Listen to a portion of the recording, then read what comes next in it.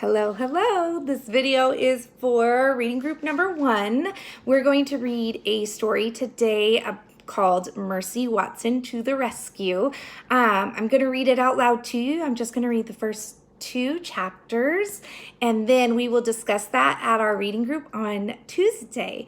So I'm going to turn the camera around so you can see the story. You can read with me. This book I got on Amazon. I got it for, I think, $5.99, but you are not required to have the book. I'm going to read it to you. You can watch this video as many times as you like.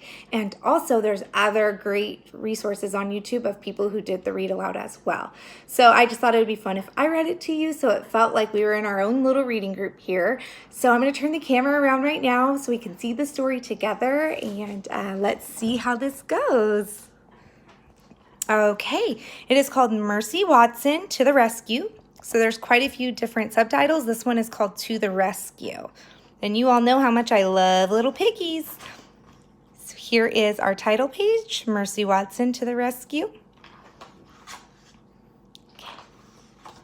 So here is our first chapter. We know it's our first chapter because it says chapter 1, nice and big at the top. Okay, so I'm going to scan back so you can see the story. Here's our picture. We always look at our pictures first.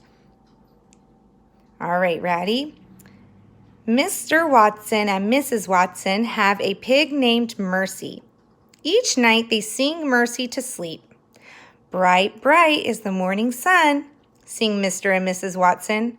But brighter still is our darling one. Dark, dark is the coming night. But oh, our Mercy shines so bright.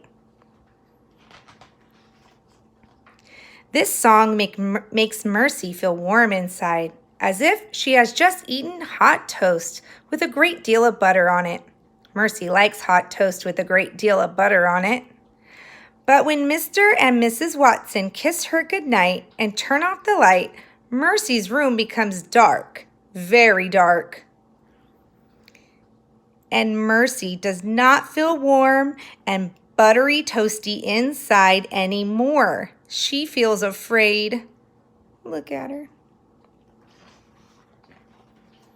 One night, after Mr. and Mrs. Watson sang their song about the sun, kissed Mercy goodnight, and turned off the light, Mercy decided something. She decided that she would be much happier if she wasn't sleeping alone. And so Mercy got out of her bed and went and got in bed with Mr. and Mrs. Watson. She snuggled up between them. Mercy felt warm inside, as if she had just eaten hot toast with a great deal of butter on it. And now we're on chapter 2. Mr. Watson and Mrs. Watson and Mercy were all in bed together. They were all dreaming. Mr. Watson was dreaming of driving a very fast car.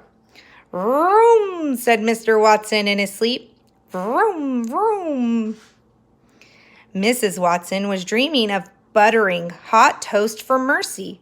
She buttered one piece and then another piece and then another. Here she is. "Have some more, dear," Mrs. Watson said in her sleep. "Eat up. Yum, yum." Mercy was dreaming about hot buttered toast too. In Mercy's dream, hot buttered toast was piled high on her favorite blue plate, and Mrs. Watson was buttering still more. It was an excellent dream. Mr. Watson said, "Vroom, vroom."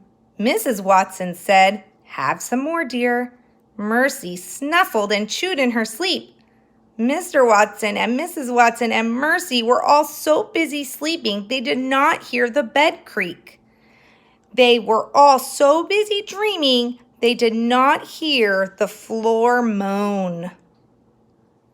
I think that's the end. Yes, the next one is chapter 3. So let me flip this around. Okay, so I'm sorry if that was a little shaky. I hope you were able to read along with me.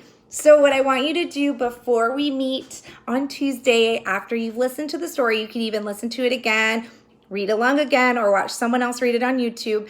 I want you to think about a connection. So I will ask you other questions about the story, but just right now for you to think about is anything that we read so far make you think of something else that you read before, something else that has happened to you, maybe sometimes when you've gone to sleep and you didn't want to sleep alone, or even dreams that you've had. Just anything that you can say that these 2 chapters have reminded you of, something that you've watched, you've read, you've heard, or has happened to you. Okay? I miss you guys. I will see you on Tuesday. Bye.